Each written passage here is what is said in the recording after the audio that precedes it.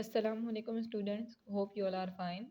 We studying the chapter number 4 cells and tissues, and our today topic is movement across the membranes.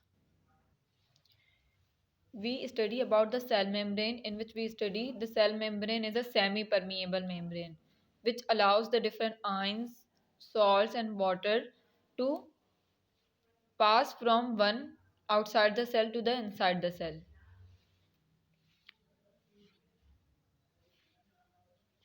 This movement occurs by the following processes: diffusion, facilitated diffusion, passive transport, active transport, osmosis, bifiltration, and endocytosis and exocytosis. First, we discuss about the diffusion. What is diffusion? Movement of molecules from a region of higher concentration to the lower concentration along the concentration gradient across the cell membrane without use of energy. Molecules का move करना किस reason से, higher concentration के reason से कहाँ तक, lower concentration में। Higher concentration जहाँ मॉलिक्यूल्स की कंसंट्रेशन ज़्यादा हो बनिस्बत किसके, लोअर कंसंट्रेशन वाले एरिया से। अगर मैं बात करती हूँ वाटर के फ्लो की, अगर वाटर को हायर से हम लो की तरफ फ्लो करवाते हैं तो वो खुद से फ्लो होता है बनिस्बत उस जगह से जहाँ हम लोअर मतलब लोअर रीजन से कहाँ, हायर रीजन की तरफ लेके जाएं। लोअर रीजन से हायर रीजन तक लिक्विड को फ्लो कराने के लिए हमें क्या देनी पड़ती है, एनर्जी देनी पड़ती है। जैसे कि हम टैंक को फिल करने के लिए मोटर का यूज़ करते हैं ताकि पानी कहाँ, लोअर से हायर की तरफ जाए।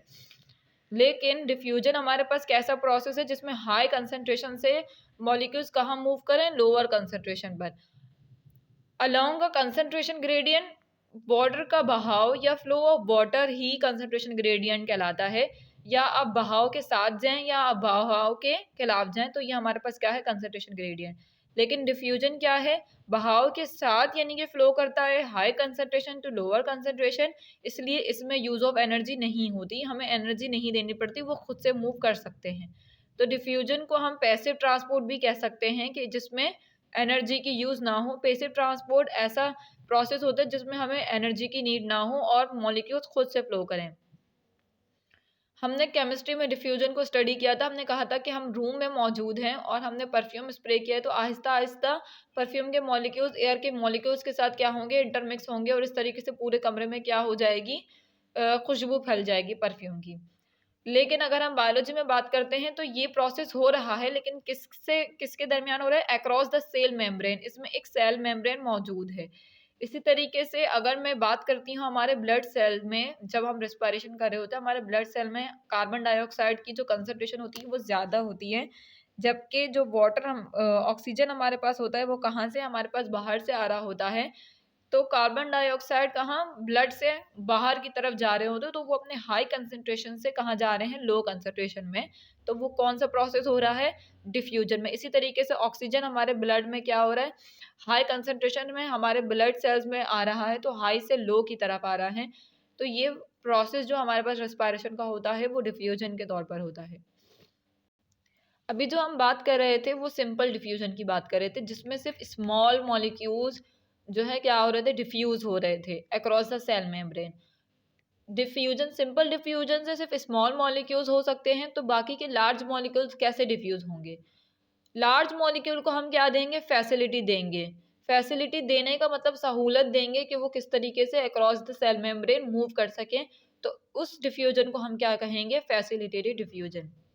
हमने सेल मेम्ब्रेन के स्ट्रक्चर की बात करी थी, किससे, फ्लूइड मोज़ेक मॉडल से, जिसमें हमने कहा था कि लिपिड जो है बायलेयर में मौजूद होता है और इनके दरमियान प्रोटीन्स के मॉलिक्यूल मौजूद होते हैं और सम टाइम प्रोटीन के मॉलिक्यूल इस तरीके से एम्बेडेड होते हैं कि वो एक्स्ट्रा सेलुलर स्पेस में भी हों और इंट्रा सेलुलर स्पेस में भी हों। तो अब फैसिलिटेड डिफ्यूजन में कौन मदद कर रहा होता है लार्ज सेल साइज मॉलिक्यूल्स की, प्रोटीन। जो लार्ज साइज मॉलिक्यूल होते हैं वो प्रोटीन के जरिए, प्रोटीन यहाँ पर चैनल्स के तौर पर मौजूद होते हैं जो कि लार्ज साइज मॉलिक्यूल को मूव करने में आसानी देते हैं और ये इसको across the cell membrane move करवाते हैं। तो फैसिलिटेटेड डिफ्यूजन की डेफिनेशन हम कैसे बता सकते हैं कि movement of molecules from higher concentration to lower concentration. Higher से लोअर की तरफ जा रहे हैं तो कोई नीड एनर्जी की कोई यानी कि यूज़ नहीं होगी, तो ये भी हमारे पास पैसिव ट्रांसपोर्ट में आ जाएगा।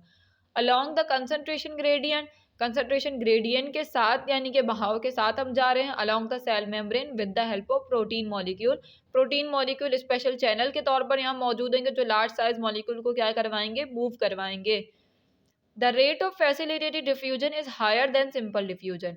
सिंपल डिफ्यूजन जिस तरीके से प्रोसेस हो रहा है उससे कई ज़्यादा जो है स्पीड में हो रहा होता है फैसिलिटेटेड डिफ्यूजन, उसका रेट जो है बहुत ज़्यादा होता है।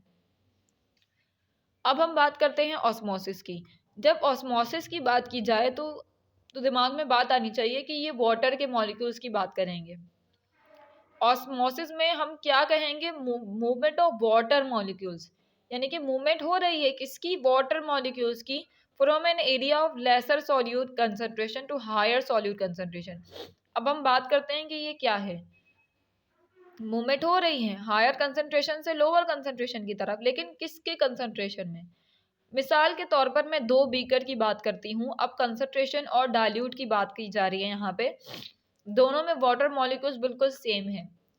मैंने जो बी बीकर है उसमें 1 टेबल स्पून क्या डाल दिया, सॉल्ट, और ए बीकर में मैंने 2 टेबल स्पून सॉल्ट डाल दिया। तो हमारे पास जो लेसर सॉल्यूट कंसंट्रेशन होगी वो किस में होगी, बी में, और हायर सॉल्यूट कंसंट्रेशन कहाँ होगी, हमारे पास बीकर ए में। यहाँ हम सॉल्यूट की बात नहीं करेंगे, हमें तो वाटर मॉलिक्यूल्स चाहिए। तो यहाँ पर जो वाटर मॉलिक्यूल्स होंगे वो हायर कंसंट्रेशन में होंगे बनिस्बत किसके, बीकर ए के। इसमें वाटर की कंसंट्रेशन ज़्यादा है, सॉल्यूट की कंसंट्रेशन क्या है, ज़्यादा है। वाटर की कंसंट्रेशन कम है, सॉल्यूट की कंसंट्रेशन ज़्यादा है, जबकि इस बीकर में वाटर मॉलिक्यूल ज़्यादा हैं और जो सॉल्यूट की कंसंट्रेशन है वो कम है। क्यों, क्योंकि इसमें 1 टेबल स्पून सॉल्ट डाला हुआ है और इसमें 2 टेबल स्पून डाला हुआ है। इसी तरीके से इसमें अगर वाटर मॉलिक्यूल कम है तो इसका मतलब ये क्या है, कंसंट्रेशन है ये गाढ़ा है, और इसमें वाटर की कंसंट्रेशन ज़्यादा है और सॉल्यूट की कंसंट्रेशन कम है तो ये डाइल्यूट है। इन दोनों को रिलेट करके मैं आपको बता रही हूँ। इसी तरीके से हम सॉल्ट की जगह शुगर मिक्सचर भी ले सकते हैं। शुगर जितना ज़्यादा होगा कंसंट्रेशन यानी कि गाढ़ा लिक्विड उतना ही यानी कि कंसंट्रेशन होगा, और शुगर जितना कम होगा तो सॉल्यूशन क्या होगा, डाइल्यूट। अगर मैं इन दोनों को एक ही बीकर में कर देती हूँ और इनके दरमियान क्या कर देती हूँ, सेमी परमिएबल मेम्ब्रेन लगा देती हूँ, तो वाटर की कंसंट्रेशन जहाँ ज़्यादा होगी वहाँ से वो किस तरफ जाएगा, जहाँ वाटर की कंसंट्रेशन कम है, from higher concentration to lower concentration across the semi permeable membrane. समझ आई बात, कि सेमी परमिएबल मेम्ब्रेन में जहाँ वाटर की कंसंट्रेशन ज़्यादा है, यहाँ पर हमने 1 टेबल स्पून सॉल्ट डाला था ना, तो वाटर मॉलिक्यूल्स यहाँ पर हैं ज़्यादा और सॉलिड क्या है, कम। जबकि यहाँ हमारे पास क्या हो जाएगा, मॉलिक्यूल्स ज़्यादा हैं और वाटर मॉलिक्यूल्स कम हैं। तो यहाँ जहाँ वाटर मॉलिक्यूल्स ज़्यादा होंगे वो वाटर मॉलिक्यूल्स कहाँ मूव करेंगे, लोअर की तरफ, कंसंट्रेशन की तरफ। तो लेसर सॉल्यूट से कहाँ जाएगा, हायर सॉल्यूट कंसंट्रेशन में अक्रॉस द सेल मेम्ब्रेन। या हमारे पास होगा ऑस्मोसिस का प्रोसेस। अब हमारे पास एक टर्म आ जाती है टोनिसिटी, यानी कि किसी भी लिक्विड में या किसी भी सॉल्यूशन में सॉल्यूट की कंसंट्रेशन कितनी हो, जिससे हमारे पास 3 तरह के सॉल्यूशन आ जाते हैं, यानी कि हाइपरटोनिक, हाइपोटोनिक और आइसोटोनिक। हाइपरटोनिक हमारे पास वो सॉल्यूशन होगा जिसमें सॉल्यूट की कंसंट्रेशन बहुत ज़्यादा होगी, जबकि हाइपोटोनिक में क्या होगी, कंसंट्रेशन ऑफ सॉल्यूट कम होगी। और आइसोटोनिक जहां इन दोनों के मॉलिक्यूल्स क्या हो जाएंगे, इक्वल हो जाएंगे, वहां वो क्या हो जाएगा, सॉल्यूशन आइसोटोनिक हो जाएगा। अब हम इन्होंने जो है एक प्रोसेस दिया हुआ है हमारे पास ऑस्मोसिस को देखने के लिए कि ऑस्मोसिस किस तरीके से इफेक्ट होता है डिफरेंट सॉल्यूशंस पर। हमारे पास रेड ब्लड सेल्स हैं, उनको हमने तीनों सॉल्यूशन में क्या किया हुआ है, डाला हुआ है, जिसमें से ये हमारे पास क्या है, हाइपोटोनिक सॉल्यूशन, जिसमें सॉल्यूट की कंसंट्रेशन क्या होगी, कम होगी। और फिर उसके बाद आ जाता है आइसोटोनिक सॉल्यूशन और हाइपोटोनिक सॉल्यूशन। हाइपरटोनिक सॉल्यूशन में हमने क्या कहा था, जिसमें सॉल्यूट की कंसंट्रेशन होगी बहुत ज़्यादा और वाटर मॉलिक्यूल्स क्या होंगे, कम। तो जो रेड ब्लड सेल्स के अंदर वाटर मॉलिक्यूल होंगे वो क्या होंगे, सेल से बाहर आ जाएंगे और सेल क्या हो जाएगा, श्रिंक हो जाएगा। तो हायर कंसंट्रेशन से किस तरफ गया है, लोअर कंसंट्रेशन पर। जब हाइपोटोनिक सॉल्यूशन की बात की हमने, तो हाइपोटोनिक सॉल्यूशन में क्या है, वाटर के मॉलिक्यूल्स ज़्यादा हैं और सॉल्यूट क्या है, कम है। तो जो वाटर मॉलिक्यूल्स होंगे वो सेल के अंदर मूव करेंगे, और सेल क्या हो जाएगा, टर्जिड हो जाएगा। इसी तरीके से आइसोटोनिक की बात करते हैं तो आइसोटोनिक में क्या है, इक्वल कंसंट्रेशन ऑफ सॉल्यूट है और इक्वल कंसंट्रेशन ऑफ लिक्विड है। तो कुछ सॉल्यूशन अंदर जाएगा और कुछ सॉल्यूशन बाहर जाएगा और रेड सेल्स क्या होंगे, इक्वल होंगे। इसी तरीके से प्लांट सेल की बात करते हैं तो हाइपरटोनिक सॉल्यूशन में क्या है, सॉल्यूट की कंसंट्रेशन बहुत ज़्यादा है, इसलिए जो सेल के अंदर का लिक्विड होगा वो कहाँ जाएगा, जहाँ हाई कंसंट्रेशन ऑफ सॉल्यूट है। और हाइपरटोनिक सॉल्यूशन में क्या है, सॉल्यूट की कंसंट्रेशन ज़्यादा है और लिक्विड मॉलिक्यूल्स की कंसंट्रेशन क्या है, कम। तो हायर कंसंट्रेशन से कहाँ जाएगा, लोअर कंसंट्रेशन में। जब हाइपोटोनिक सॉल्यूशन की बात कर रहे हैं तो हाइपोटोनिक सॉल्यूशन में क्या है, वाटर मॉलिक्यूल्स बहुत ज़्यादा हैं और सेल में वाटर मॉलिक्यूल्स कम हैं। तो वाटर मॉलिक्यूल्स कहाँ कहाँ वाटर से कहाँ जाएंगे, सेल्स के अंदर, और सेल क्या हो जाएगा, टर्जिड हो जाएगा। इसी तरीके से आइसोटोनिक सॉल्यूशन की बात कर रहे हैं तो आइसोटोनिक सॉल्यूशन में इक्वल अमाउंट ऑफ सॉल्यूट होता है और इक्वल कंसंट्रेशन ऑफ लिक्विड होता है। तो सेल से अंदर भी लिक्विड आएगा और सेल से बाहर भी लिक्विड आएगा और क्या होगा, सॉल्यूशन इक्वल होगा और सेल की भी कंसंट्रेशन क्या होगी, इक्वल होगी। तो ये हमारे पास इफेक्ट ऑफ क्या थे, हाइपरटोनिक, आइसोटोनिक और हाइपोटोनिक सॉल्यूशंस के किस पर, रेड ब्लड सेल्स पर और प्लांट सेल्स पर। अब हमारे पास क्या आ जाता है, एक्टिव ट्रांसपोर्ट। एक्टिव ट्रांसपोर्ट से पहले हम पैसिव ट्रांसपोर्ट की बात करते हैं। पैसिव ट्रांसपोर्ट मैंने बताया आपको कि ऐसा यानी कि प्रोसेस जिसमें एनर्जी की कोई रिक्वायरमेंट ना हो और उसमें automatically higher concentration to lower concentration की तरफ मॉलिक्यूल्स क्या करें, मूव करें। तो एक्टिव ट्रांसपोर्ट क्या है, बिल्कुल इसके अपोजिट होगा कि movement of molecules from lower concentration to higher concentration. अब मूवमेंट ऑफ मॉलिक्यूल्स कहाँ करेंगे, जहाँ लोअर कंसंट्रेशन होगी वहाँ से मूव करके कहाँ जाएंगे, जहाँ हायर कंसंट्रेशन होगी, अगेंस्ट द कंसंट्रेशन ग्रेडियंट। अब बहाव के खिलाफ हो रहा है तो क्या है, against the concentration gradient across the cell membrane with use of energy. जाहिर सी बात है, जब फ्लो के अगेंस्ट हम जाएंगे तो फिर हमें एनर्जी की यूज होगी और वो किससे होगी, उस प्रोसेस को हम एक्टिव ट्रांसपोर्ट कहते हैं। अगर मैं एक्टिव ट्रांसपोर्ट की आपको एग्जांपल दूं तो ये हमारे नर्व सेल्स में हो रहा होता है, जिसमें नर्व सेल्स में हमारे पास जो मेम्ब्रेन होती है नर्व सेल्स की, वो इनसाइड और आउटसाइड यानी कि दोनों तरफ होती है। ये इसी तरीके से हमारे पास सेल मेम्ब्रेन है, ये सेल का इनसाइड वाला हिस्सा है, ये सेल का आउटसाइड है और ये भी सेल का क्या है, आउटसाइड है। जो हमारे सेल्स होते हैं नर्व सेल्स, उनको काम करने के लिए या रेस्ट में रहने के लिए पोटेशियम आयन की क्या होती है, ज़्यादा से ज़्यादा नीड होती है कि उनके पास ज़्यादा से ज़्यादा क्या हो, पोटेशियम के आयन्स हो। और इनसाइड द सेल ऑटोमेटिकली क्या होता है कि पोटेशियम के जो आयन्स हैं वो ज़्यादा ही होते हैं और सेल के बाहर हमारे पास पोटेशियम आयन क्या होते हैं, कम होते हैं।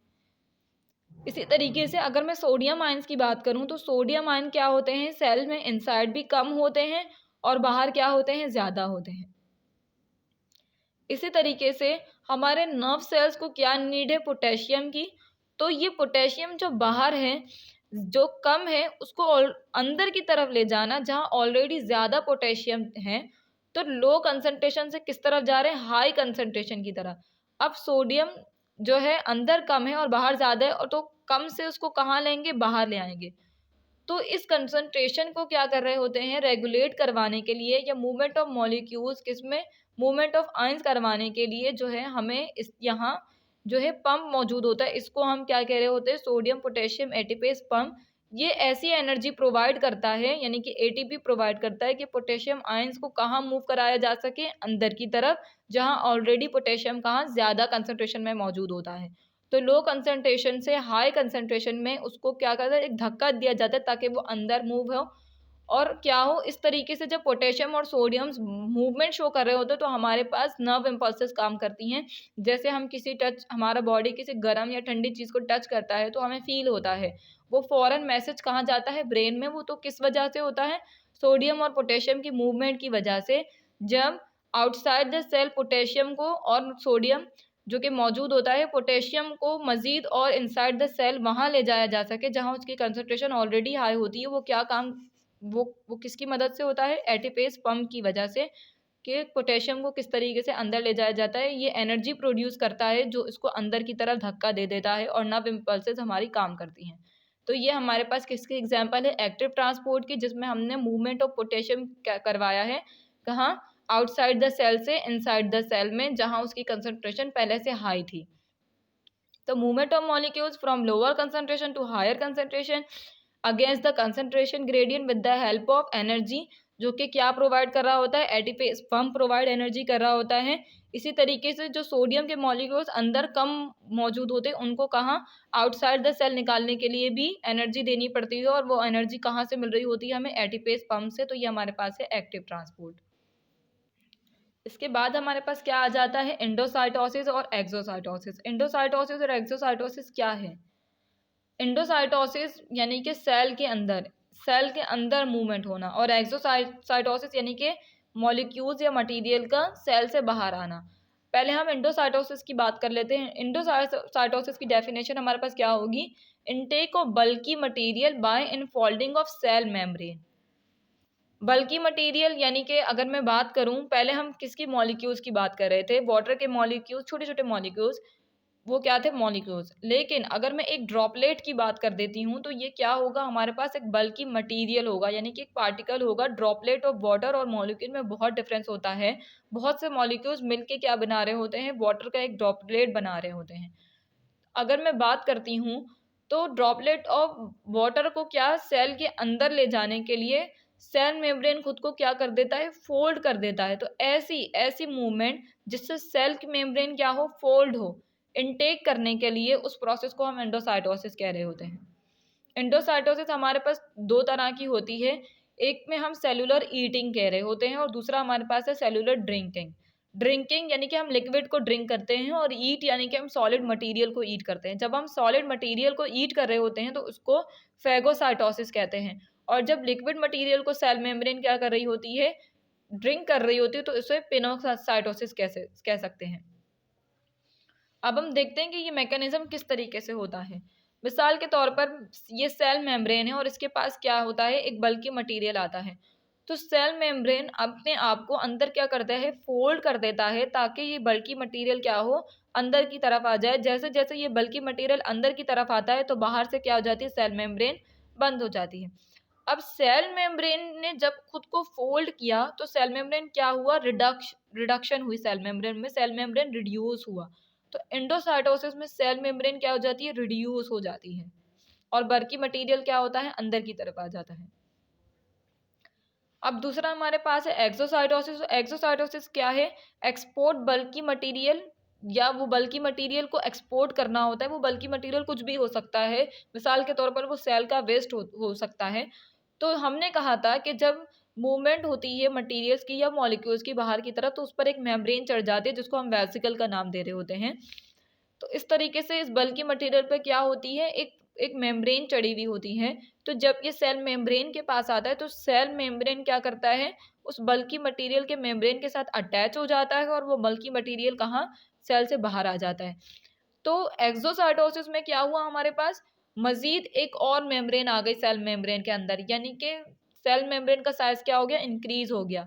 जब हमने एंडोसाइटोसिस की बात की थी तो फोल्डिंग से क्या हो गया था, सेल मेम्ब्रेन रिड्यूस हो गया था। लेकिन ऐसा नहीं है, एक्सोसाइटोसिस में जो मेम्ब्रेन रिड्यूस हो गई थी वो क्या हो जाती है, उसमें इंक्रीजमेंट आ जाती है। किस वजह से, क्योंकि जो बल्की मटेरियल का मेम्ब्रेन होता है वो सेल मेम्ब्रेन से ज्वाइन होकर बल्की मटेरियल को कहाँ, बाहर निकाल देता है। तो हम ये भी कह सकते हैं कि एक्सोसाइटोसिस में जो है, वो जगह जहाँ एंडोसाइटोसिस में सेल मेम्ब्रेन की रिडक्शन हुई थी, वो उसमें क्या हो जाता है, इंक्रीज हो जाता है। तो क्लास हमारा आज का टॉपिक यहीं एंड होता है, जिसमें हमने मूवमेंट अक्रॉस द मेम्ब्रेन पढ़ा था। जिसमें हमने डिफरेंट डिफरेंट प्रोसेस से बताया था कि मॉलिक्यूल्स किस तरीके से सेल मेम्ब्रेन में जो है मूवमेंट करते हैं। Wish you all the best. अल्लाह हाफिज़। आज का टॉपिक हमारा यहीं एंड होता है। आपको इसका काम दे दिया गया है, आपने ये काम अपनी कॉपी में करना है और उसे चेकिंग के लिए स्कूल भिजवाना है। अगर आप ये काम कर लेंगे तो आपको बाद में लर्निंग के लिए आसानी होगी। Wish you all the best. अल्लाह हाफिज़।